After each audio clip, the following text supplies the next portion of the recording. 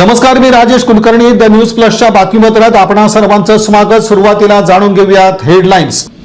खोटे नाटे बिनबुडाचे आरोप करून प्रतिमा केली मलिन.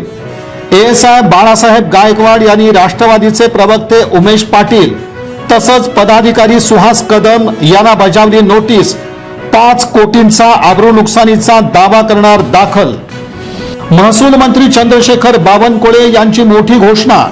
सोलापुरातील 813 मिळकती झाल्या B2 पासून मुक्त. आमदार देवेंद्र कोठे यांच्या पाठपुराव्याला यश.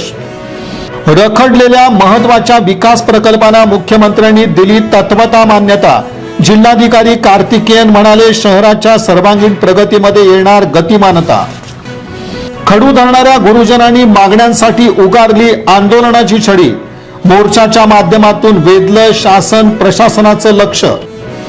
देगाव रोडवरील पेट्रोल पंपावर बर्निंग कारचा थरार. कर्मचारी आणि अग्निशामक दलाच्या तत्परतेनं आग आली आटोक्यात. आणि गुन्हेगार, हिस्ट्री सीटर्स, क्रिमिनल, गुंडा अशा एकूण 272 जणांना तंबी. शांतता पाळण्यासाठी पोलीस अधीक्षकांनी भरला सज्जड दम.